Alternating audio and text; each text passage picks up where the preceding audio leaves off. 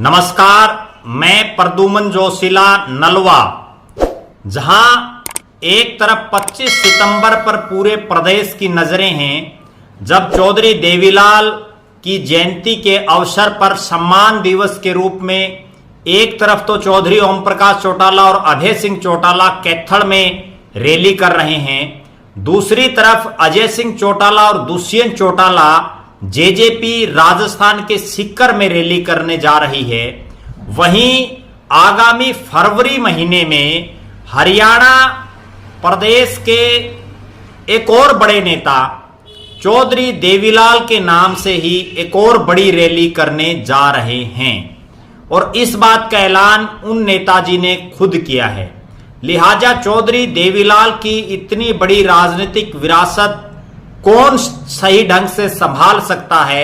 इसका फैसला भी 2024 के लोकसभा और विधानसभा चुनाव में से पहले ये तीनों रैलियां बता देंगी।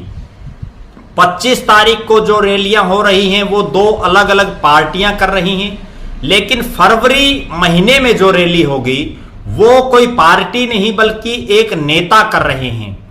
और उस रैली में भारतीय जनता पार्टी के सबसे बड़े नेता देश के प्रधानमंत्री नरेंद्र मोदी या देश के गृह मंत्री अमित शाह में से कोई एक उस रैली में आएगा। रैली का स्थल कहां होगा यह अभी फाइनल नहीं हुआ है, लेकिन इतना तय है कि वो रैली या तो हिसार में होगी या सिरसा में होगी और जो शख्स रैली करवाने जा रहा है वो चौधरी देवीलाल के ही बेटे, प्रदेश की मनोहर कैबिनेट में बिजली जैसे महत्वपूर्ण विभाग के मंत्री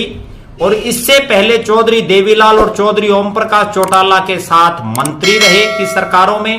पूर्व में राज्यसभा के सांसद रहे चौधरी रणजीत सिंह चौटाला ये रैली कर रहे हैं।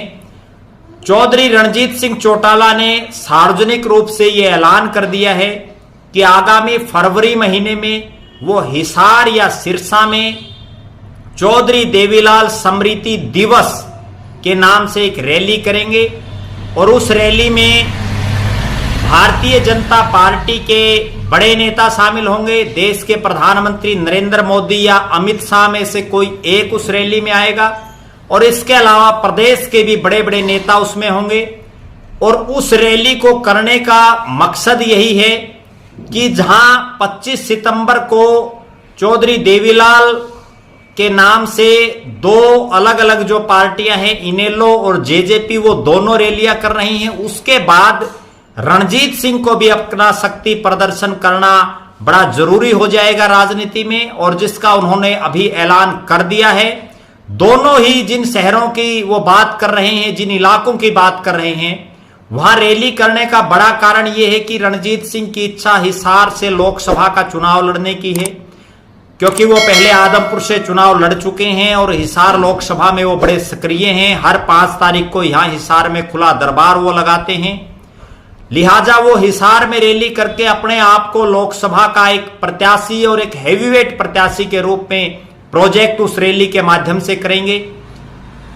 दूसरा, सिरसा में वो रैली करके, उनका गृह जिला है, रानिया से वो विधायक हैं, वो अपनी विधानसभा सीट पर भी मजबूती दिखाएंगे और दूसरा अपने भाई और जो अपने भतीजे और जो अपने पोते हैं उनको भी ये एहसास कराएंगे कि रणजीत सिंह कोई बूढ़ा राजनीतिक रूप से जो है कोई बूढ़ा नहीं हो गया है, बल्कि अभी वो राजनीति का एक बड़ा खिलाड़ी है, वो कभी भी गेम को पलट सकता है। लिहाजा फरवरी में होने वाली इस रैली पर पूरे प्रदेश की निगाहें होंगी,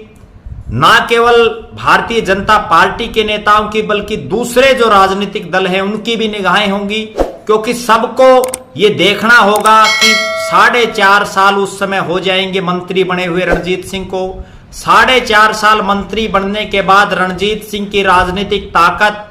उनके कार्यकर्ताओं की शक्ति बढ़ी है या कम हुई है, इस बात का भी फैसला फरवरी में होने वाली उस चौधरी देवीलाल स्मृति दिवस रैली में हो जाएगा। उस पर हमारी नजरें बनी रहेंगी और उस रैली के बाद यह भी निश्चित हो जाएगा कि चौधरी देवीलाल की राजनीतिक विरासत का असली वारिस कौन है,